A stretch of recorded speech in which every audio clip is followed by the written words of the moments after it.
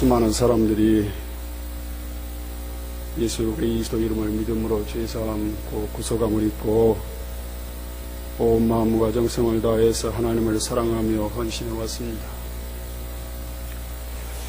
성도들의 헌신이라고 하는 것은 참으로 아름다운 행동 중에 하나이죠. 그것은 헌신이야말로 참 신앙의 한 표현이기 때문입니다.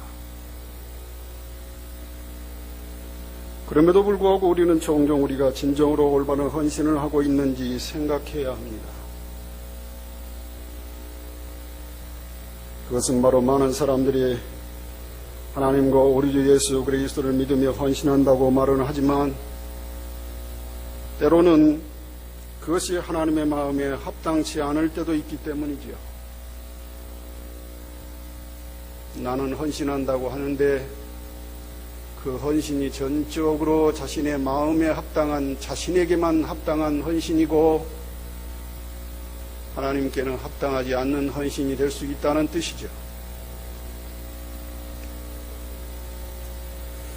이와 같은 사실 때문에 저는 오늘 요나서 4장의 말씀을 통해서 우리가 하나님 앞에 합당한 헌신을 하기 위한 참된 조건이 무엇인지를 돌아보려고 합니다. 요나서 4장은 하나님께서 요나의 잘못을 깨닫게 하시는 장면입니다. 엄밀한 의미에서 요나서 4장은 요나의 잘못된 편견을 고쳐주시는 장면이죠. 그러나 우리가 요나서 4장을 올바로 이해하기 위해서는 우리가 먼저 요나서 1장부터 3장까지의 내용을 이해해야 돼요. 그래야만 하나님께서 왜 이렇게 말씀하셨는지 깨달을 수가 있어요.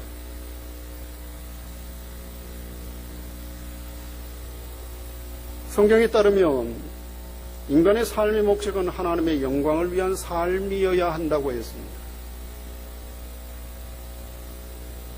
우리가 잘 아는 소열의 문답 제1문에도 그게 나와 있죠. 그리고 하나님의 영광을 위한 삶을 살아가는 그 길은 하나님의 뜻을 따라 순종하며 살아가는 그 길이어야 되죠. 그러나 인간이 잘못되고 편협한 생각에 사로잡혀 있게 되면 올바른 판단을 할 수가 없습니다. 종교적인 신념에 너무 깊이 빠져 있어서 그 종교적인 신념이 하나님의 말씀보다 더 우위에 있게 된다면 본인 스스로는 내가 헌신하겠습니다. 나는 헌신하고 있다고 말을 하지만 실제로 그 헌신은 하나님의 말씀에 합당치 않을 수도 있다는 뜻이에요.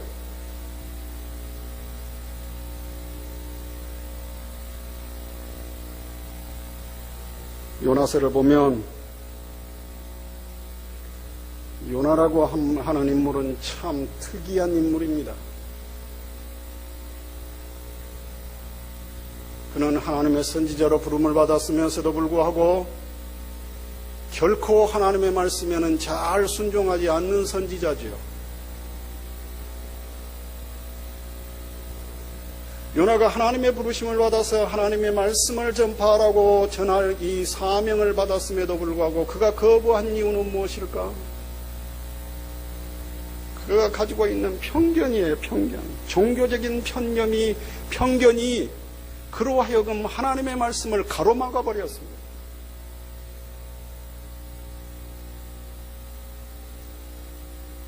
이런 사실을 요나서 1장을 통해서 1장부터 보면 이렇습니다.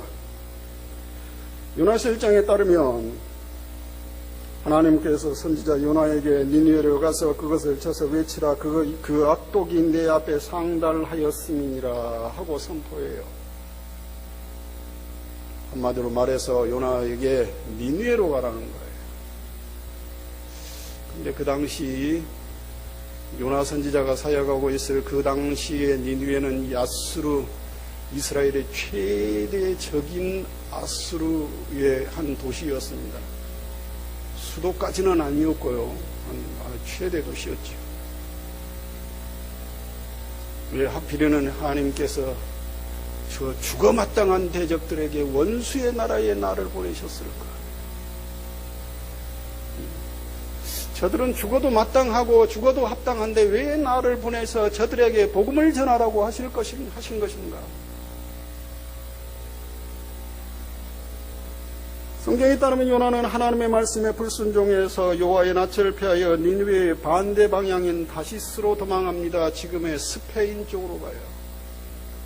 북쪽으로 올라가야 되는 남쪽으로 내려가 버려요. 하나님께서 가만히 내버려 두시겠습니까?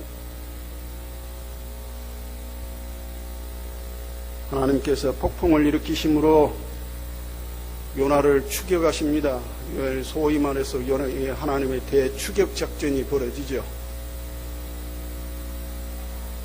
요나는 그래서 불과 얼마 가지 못하고 붙잡히게 됩니다. 그래서 요나는 깊은 바닷물 속에 던져짐으로 일장이 마무리가 돼요. 물론 요나서 1장은 요나가 왜 도망을 했는지 나타나 있지 않습니다만은 선지자 요나가 니느웨로 가기를 거부한 것은 이방인들은 하나님의 복을 받을 자격이 없다고 생각했기 때문이에요. 당시 요나 선지자가 가지고 있던 편견, 그것은 이스라엘 백성들이 가지고 있던 이방인에 대한 편견을 대표적으로 표현합니다. 당시에 이스라엘 백성들은 하나님의 축복은 오직 이스라엘만이 받을 자격이 있고 이방인들은 하나님의 복을 받을 자격이 없다고 생각했습니다. 하나님께서는 이스라엘의 하나님만 되셔야 하고 이방인의 하나님이 되셔서는 안 된다고 생각을 했습니다. 그런데 그 하나님께서 더군다나 원수의 국가인 니느웨로 가서 하나님의 말씀을 전파하라고 하니 요나의 마음에 합당치 않아요. 나는 내 종교적인 신념이 그 하나님의 말씀에 합당치 않게 되는 거예요. 그래서 종교적인 신념을 따르기로 한 것입니다. 그래서 물속에 빠짐으로써 일정이 마무리가 되죠. 그러나 하나님께서 참 은혜스러운 분이셔서 불순종한 요나를 바다에 던져졌음에도 불구하고 큰 물고기를 예비하심으로 물고기에게 요나를 삼키게 하셔서 물고기 뱃속에서 3일 동안 거하게 돼요. 소위 죽음을 맛보게 됩니다. 죽었다고 죽음을 맛보게 됩니까? 물고기 뱃속에서 3일 동안 바다 깊은 곳에 빠져 있으면 죽는 거나 똑같죠. 죽음을 맛본 거나 같은 거예요. 요나서 2장은 그래서 내가 죽었다고 표현합니다. 하나님 은혜로 그런데 하나님께서 나중에 살려줘요. 요나서 3장에서 딱 보면 하나님께서 참 너무 은혜로우신 분이셔서 이전에 아무 일도 없었던 것처럼 요나에게 다시 말씀합니다. 일어나 저 큰 성읍 니느웨로 가서 내가 내게 명한 바를 그들에게 선포하라고 해요. 그런데 이번에는 어쩐 일인지 요나가 하나님의 말씀대로 니느웨로 갑니다. 가서 하나님의 말씀을 전파해요. 근데 가만히 살펴보면 요나가 편견이 깨져서 간 것이 아니에요. 종교적인 편협이 가지고 있는 그 잘못된 편견이라고 하는 것은 잘 깨지지 않는 거예요. 편견이 깨져서 간 것이 아니라 하나님의 말씀에 불순종하면 어떻게 되더라 하는 것을 경험으로 알았어요. 그래서 하나님의 말씀에는 어떤 일이 있어도 순종해야 되겠다고 하는 당위성을 깨달은 거예요. 그래서 어쩔 수 없이 간 거죠. 어쩔 수 없이 갔다고 하는 사실은 성경에 나타나 있습니다. 뭐라고? 요나서 3장에 보면 요나가 물고기 뱃속에서 죽음을 맛본 이후에 요나의 편견이 없어지지 않았다는 사실에 나타나 있어요. 요나는 굉장히 고집이 센 사람입니다. 고집하면 저도 일과견이 있는 사람인데요. 성경에 보면 요나의 한 10분의 1은 될 것 같아요. 저는 요나는 엄청 고집이 센 사람이에요. 뭐라고 돼 있냐면 요나서 3장에 보니까 니느웨라고 말하는 성은 3일 길을 걸어야 돌아요. 그런데 하루 길을 걸으면서 외쳤어요. 3일 길을 걸어야지만 다 돌 수 있는 길을 겨우 하루만 돌았습니다. 그게 첫 번째예요. 편견이 깨지지 않았다는 뜻이에요. 그리고 하나님의 말씀을 증거하는데 요나가 증거한 말씀은 우리말의 성경을 따르면 40일이 지나면 니느웨가 무너지리라고 한 말씀이 있지만 히브리 성경에는 딱 5마디예요. 잘못 들으면 뭔 말인지 못 알아먹고 그냥 지나가는 말이에요. 딱 5마디밖에 안 돼요. 아니 5단어예요. 5단어. 여러분 5단어는요 그냥 흐르 지나가면 그냥 뭔 말인지 그냥 흘러가는 말이에요. 그러면 이것을 어떻게 설명할 수 있느냐 하면 요나가 니느웨 백성들의 죄악된 생활을 변화시키려는 노력이나 혹은 회개의 요청이나 아니면 구원에 대한 어떤 희망이나 이런 것 같은 것은 전혀 주지 않았다는 소리예요. 그러므로 요나의 편견은 아직도 깨지지 않았습니다. 그래서 4장으로 넘어오죠. 4장에는 하나님께서 이방 니느웨를 긍휼히 여기시고 구원을 베푸신 것에 대한 요나의 불평으로부터 시작해요. 성경은 이렇게 증가합니다. 요나가 하나님의 명령에 따라 니느웨 성에 나가서 40일이 지나면 니느웨가 무너지리라고 선포했습니다. 성경에 따르면 비록 요나가 니느웨 성에서 전파한 내용은 짧았지만 그 결과는 엄청났습니다. 요나가 결코 바라지 않았지만 범죄한 니느웨 백성들에 대한 대규모 회개의 역사가 일어났습니다. 구약 성경에서 하나님을 알지 못한 이방인들이 이렇게 대규모의 회개의 역사가 일어난 것은 여기가 단 한 번밖에 나오지 않아요.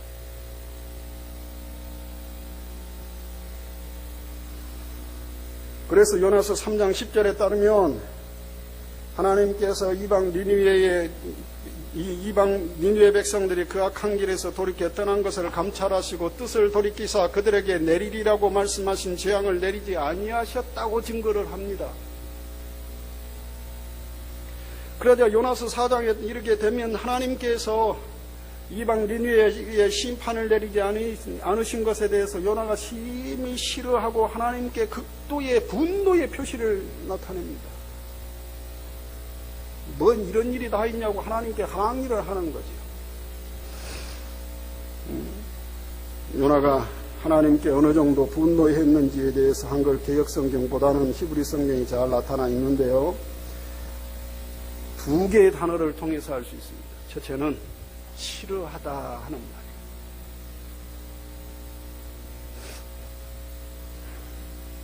싫어하다는 말의 히브리 말의 뜻은요, 조각조각 내다, 갈기갈기 찢다 이런 말이에요. 무슨 뜻이냐 하면 이 단어는 하나님께서 이방 니느웨의 긍휼을 베푸신 것에 대한 요나의 마음이 나타나 있어요. 마음의 상태예요. 예를 들면 하나님께서 이방 니느웨에 내리시라고 말씀하시던 심판을 내리지 아니하시고 오히려 긍휼을 베푸시게 되자 이방 니느웨 성의 멸망을 보지 못한 것에 대한 요나의 가슴이 찢어질 듯 했다는 뜻이에요. 나는 결코 저들이 멸망한 것을 보고 싶은데 하나님께서 긍휼을 베푸셔서 그들에게 은혜를 베푸셔서 멸망을 시키지 않습니다. 심판을 보류하셨습니다. 그것에 대해서 요나가 분노를 표시하고 내 마음이 갈기갈기 찢긴 듯이 슬픔을 나타내요. 두 번째로 노하다 하는 표현입니다. 노하다 하는 표현은 히브리 말의 뜻을 다시 풀어보면 불타다 하는 말이에요. 무슨 뜻이냐면 하나님께서 이방 니느웨에 베푸신 긍휼에 대해서 요나가 매우 과격할 정도로 하나님께 극렬한 분노를 표시했다는 뜻이에요.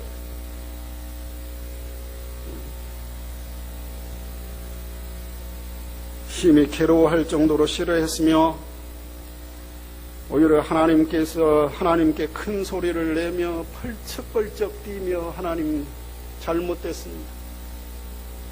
저들은 심판을 받아야 마땅한데 하나님 심판을 내리지 아니하시고 긍휼을 베푸셨으니 하나님께서 잘못하신 것이죠. 이렇게 했다는 뜻이에요. 그러면서 요나는 하나님께서 처음 자신을 부르시고 니느웨로 가라 하셨을 때에 왜 자신이 하나님의 말씀을 듣고 다시스로 도망하게 되었는지를 설명을 합니다. 하나님, 나는 일찍부터 알았습니다. 요나의 죄가 악하다고 하는 것이 여기서 드러나요. 하나님, 나는 일찍부터 알았어요. 하나님께서는 은혜로우시고 자비로우시고 노하들기를 더디하시며 이내가 크시사 뜻을 돌이켜 재앙을 내리지 아니하시는 하나님이신 줄 내가 진작에 알아봤습니다. 하나님께서 내게 이방에 니느웨로 가라고 말씀하셨지만 하나님께서는 내게 가라고 말씀하셨을 때 그들을 심판하지 않으실 것이라고 않을 걸로 아시고 나를 보내신 줄 나는 알았습니다. 처음부터 하나님께서 그들을 심판하시려고 했다면 나를 보내시지 않았을 텐데 나를 보내신 것은 분명히 저들에게 은혜를 베풀려고 그러신 줄을 나는 이미 알았어요. 그래서 나는 그게 싫어서 도망했습니다 라고 합니다.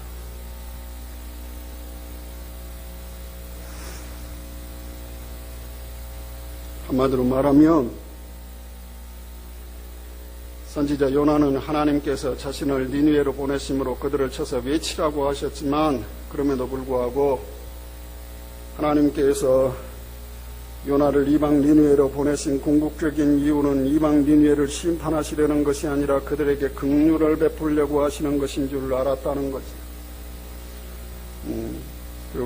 그런데 그것이 요나가 원하는 것이 아니었어요. 내가 원하는 것이 아니라 내 종교적인 신념이 그걸 원하지 않아요. 그래서 거부하고 떠난 겁니다. 요나는 왜 하나님의 뜻을 거부했을까요? 왜 용납할 수 없었을까요?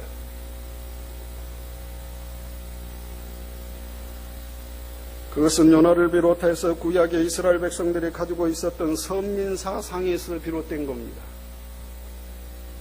선민사상이라고 하는 그 자체가 잘못된 것이 아니에요. 그것을 잘못 이해한 이스라엘이 잘못된 거죠.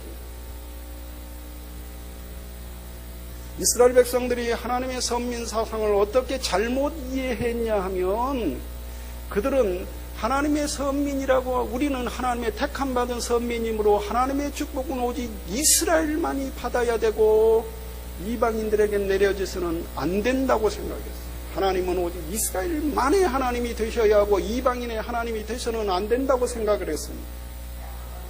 그들이 하나님의 선민 사상을 잘못 이해한 원인이 여기에 있었던 거죠. 그래서 하나님께서 이방 니느웨에게 멸망받아도 시원치 않는 그 이방 니느웨에 하나님께서 은혜를 베푸시고 긍휼을 베푸시려고 하시자 반발하고 나신 것입니다. 하나님, 그래서는 안 됩니다. 저들은 심판을 받아야 하고 멸망을 받아야 한다고 외치고 있는 거예요. 심지어 이스라엘은 하나님의 선민으로서 자신이 마땅히 누려야 될 하나님의 긍휼과 구원을 이방인과 나누는 것에 대해서 도무지 이해할 수가 없었어요. 그것은 나누어질 수 없는 거예요. 이스라엘 입장에서 보면. 종교가 본질에서 벗어나면 얼마나 무섭게 변하는지 여러분 이해하십시오. 종교가 본질에서 벗어나게 되면 이기적인 마음으로 바뀌어지게 됩니다. 종교가 그 본질에서 벗어나게 되면 무서운 악으로 변하게 됩니다.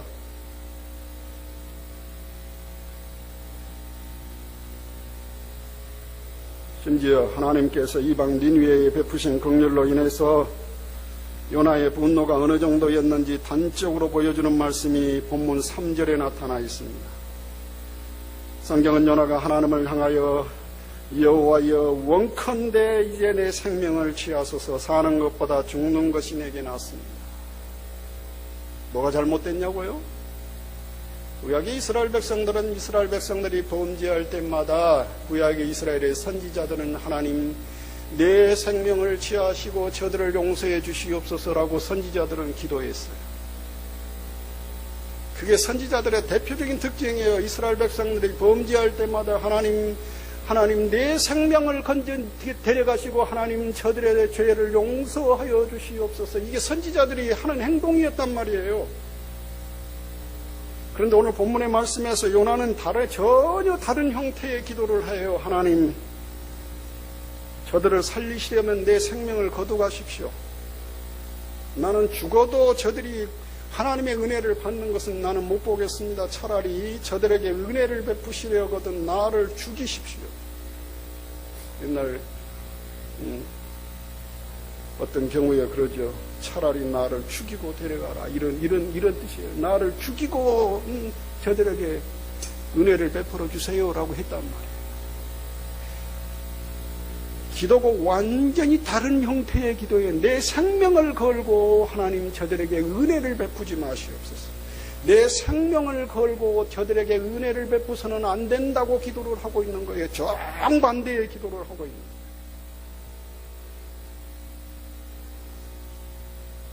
그러면 요나가 이런 생각을 가지고 있는 것이 정당할 것일까? 우리는 요나 선지자가 사역하고 있을 그 당시의 이스라엘의 상황을 돌아보면 이해가 됩니다. 요나 선지자가 사역하고 있을 당시는 이스라엘이 남북으로 나눠진 이후에 북이스라엘의 여로보암 2세가 다스리고 있을 때입니다. 이때는 이스라엘의 범죄가 아주 극에 달아 있을 때입니다. 명색이 하나님의 백성이지 하나님의 백성다운 모습은 전혀 손톱만큼도 보이지 않는 그런 시대였습니다.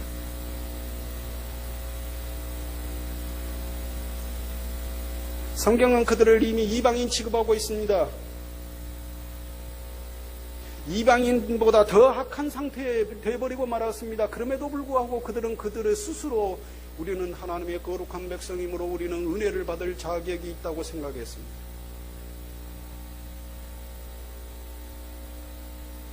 잘못된 종교적인 신념이 그런 결과를 낳았어요. 이스라엘은 어떤 범죄를 저질러는 상태에 있더라도 하나님께서는 우리를 무조건 용서하셔야 되고 우리에겐 무조건 은혜를 베풀어야 되고 이방인들은 어떤 잘못을 저질러서 그들이 회개할지라도 그들에게 회개를 받아줘서는 안 된다고 생각하는 거예요.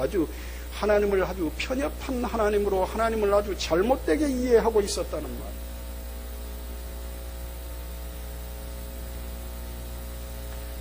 요나가 심지어 얼마나 고집이 센지 하나님께서 성경에 보면 요나의 잘못을 2번이나 지적해요. 4절에 보면 너의 성냄이 과연 합당하냐 말씀하시므로 요나의 분노가 하나님 앞에 큰 죄가 되었다고 선포합니다. 그러나 성경에 따르면 요나는 굽히지 않습니다. 요나가 굽히지 않았다는 사실을 어디에서 알 수 있느냐 하면 5절에 따르면 요나는 반드시 자기는 니느웨가 멸망하는 것을 보고야 말겠다고 하는 심산으로 산으로 올라가요. 이에 대해서 본문 5절에는 이 증거하기를 요나가 성에 나가서 그 성 동편에 앉되 거기서 자기를 위하여 초막을 짓고 그 그늘 아래 앉아서 성읍이 어떻게 되는 것을 보려 했다고 해요. 이 말씀을 제대로 이해해야 돼요. 시기를 이해해야 돼요. 요나가 산에 올라간 시기, 이 시기가 언제냐면 이런 거예요. 분명히 요나서 4장의 말씀이 이 4장 이전의 말씀 보면 하나님께서 40일이 지나면 니느웨가 멸망하리라고 했습니다. 그런데 하나님께서 니느웨 성의 회개를 보시고 그들의 죄를 용서해 주심으로 긍휼을 베풀어 주셨어요. 4장 1절에 보면 분명히 뭐라고 나와 있냐면 하나님께서 이방에 베풀어 주신 그 긍휼을 베풀어 주신 것에 대해서 요나가 분노했다고 했습니다. 그러니까 이미 40일이 지났다는 뜻이에요. 하나님께서 정하신 기간이 지났어요. 그래서 심판이 내리지 아니한 것을 눈으로 확인을 했어요. 그런데 요나는 그것을 인정할 수 없었어요. 다시 산으로 올라갑니다. 올라가서 동편에 초막을 짓고 나는 결코 보리라. 저들이 멸망하는 것을 반드시 보리라.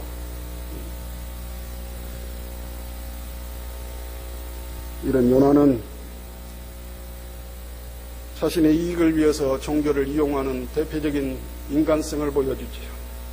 그러자 하나님께서 요나에게 이제 실물 교육을 해요. 깨닫게 하시려. 참, 말씀을 보면 하나님의 은혜가 참 철철 넘칩니다. 하나님께서 요나를 가르치시기 위해서 실물 교육을 시키시는데 하나님께서 얼마나 자상하시는지 하나님께서 세 가지를 통해서 실물 교육을 시킵니다. 첫째는 박넝꿀이고, 둘째는 벌레고, 셋째는 사막의 뜨거운 바람이에요. 요나가 니느웨 성에 어떻게 되는 것을 보려고 성에 나가서 그 성 동편에 자기를 위하여 초막을 짓고 앉아있을 때에 하나님께서는 요나를 위해서 박넝꿀을 준비해서 요나 위에 가리게 하십니다. 참 그랬더니 요나가 마음이 얼마나 기쁜지 몰라요. 사막의 뜨거운 바람을 가만히 앉아있는데 하나님께서 박넝꿀을 내 위에 탁 준비해서 그늘을 만들어 주시니 얼마나 기쁘겠어요. 이제 하나님께서 내 기도를 들어주시는갑다. 내 간절한 기도를 들어주시는갑다. 그래서 얼마나 기뻤는지 몰라요. 요나가 박넝꿀을 준비하셔서 그늘까지 만들어 주셨으니 이거 기쁜 마음으로 보라고 해주신 것이 아니냐 할 정도예요.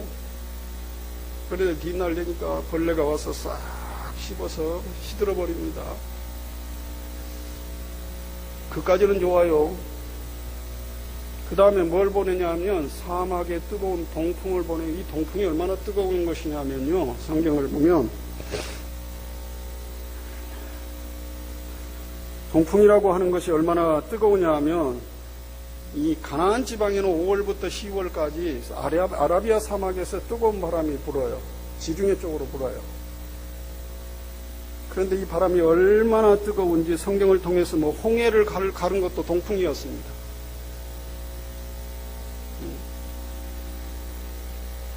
한마디로 말하면 출애굽기 14장 21절에 따르면 하나님께서 출애굽 당시에 이스라엘을 위해서 홍해를 가르실 때에 큰 동풍을 이용해 바다가 마른 땅이 되게 하셨다는 것이지요. 심지어 하나님께서는 동풍으로 심판을 내리기도 하십니다.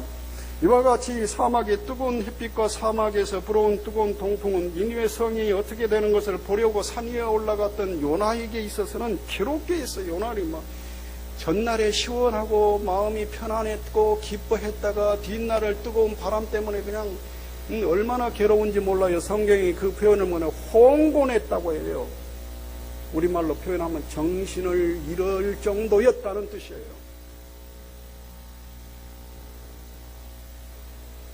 그래서 요나가 다시 한번 화를 냅니다. 하나님 앞에.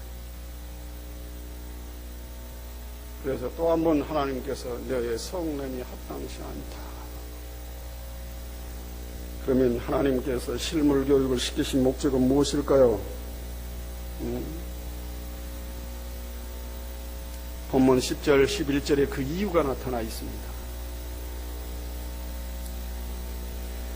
본문 10절 11절의 말씀에 보면 하나님께서 요나에게 말씀하시기를 네가 수고도 아니하였고 배양도 아니하였고 하룻밤에 났다가 하룻밤에 시들어버린 박낭꿀을 낚였거든 하물며 좌우를 분변치 못하는 자가 12만여 명이요 육축도 많이 있으니 이 성읍을 내가 아끼는 것이 합당치 아니하냐라고 했습니다. 이 말씀을 통해서 보면 한마디로 말하면 하나님께서 니느웨 성의 백성들을 아낄 만한 충분한 이유가 있다는 거예요. 무슨 뜻이냐? 요나야, 네가 심지도 않고 네가 물을 주지도 않고 네가 배영하지도 않는 단지 하룻밤에 났다가 하룻밤에 없어지는 이 박넝꿀로를 그렇게 아꼈다면 좌우를 분번치 못하는 것은 뭐냐면 어린아이를 가리켜 어린아이만 해도 12만여 명이나 되는 그 성의 수많은 생명을 내가 아끼는 것이 합당치 않겠느냐? 너의 성냄이 과연 얼마나 합당하냐?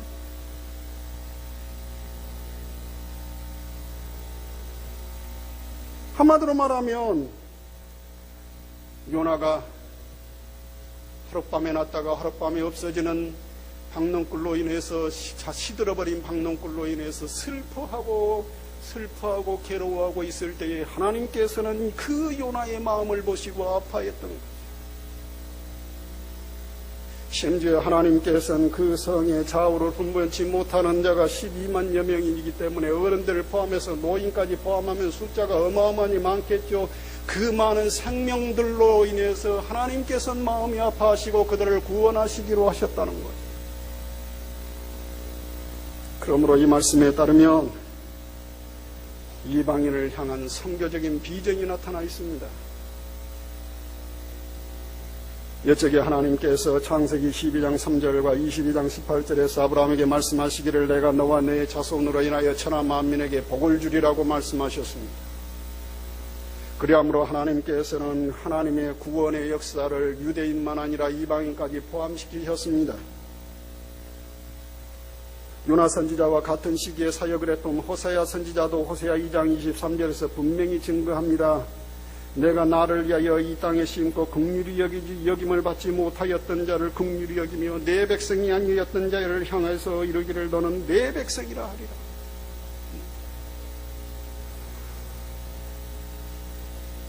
이런 비전이 요나에서에 나타나 있어요. 그런데 요나에서의 이 비전대로 때가 참에 하나님께서 우리를 위해서 하나님의 이 선지자들로 약속하신 바대로 메시아고 하나님의 아들이신 예수 그리스도를 보내심으로 하나님께서 우리 주 예수 그리스도 안에서 약속하신 구원을 우리에게 나타내셨습니다. 요나는 알지 못하고 깨닫지 못했지만 하나님께서 요나서를 통해서 나타내신 그 비전을 예수 그리스도 안에서 나타내시고 예수 그리스도 안에서 예수 그리스도의 십자가의 복음을 믿는 우리를 그 나라에 우리를 부르신 것이죠. 바울은 로마서 1장 16절 17절에서 유대인이나 이방인이나 구분 없이 오직 예수 그리스도의 십자가의 복음을 믿음으로 말미암아 의롭다함을 얻는다고 선포했습니다. 이런 소망이 우리에게 나타난 것을 여러분 감사해야 해요. 그리고 여러분 편견에서 벗어나십시오. 종교적인 편견이 하나님의 뜻을 거를 수도 있다는 것을 여러분 깨달으십시오. 잘못된 종교적인 편견은 잘못된 신앙과 잘못 성경을 잘못 알아서 나타난 결과예요. 종교적인 편견을 가진 사람이라고 하는 것은 때로는 종교적인 편견이 믿음을 방해할 수도 있습니다. 우리는 많은 편견을 가지고 있죠. 편견이란 그 사람을 올바로 알지도 못하면서 단지 겉으로 드러나는 외형적으로 풍기는 이미지만을 가지고 그 사람은 그럴 것이라고 생각하고 이미 결단을 내려버린 것을 말하지요.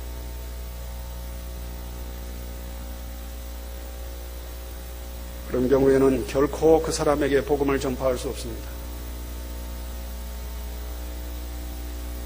우리 주 예수 그리스도께서 우리에게 복음을 전파하라고 말씀하셨지만 여러분이 종교적인 편견에 사로잡혀 있고 사람에 대해서 편견을 가지고 있다면 여러분 결코 그 사명을 감당할 수 없습니다.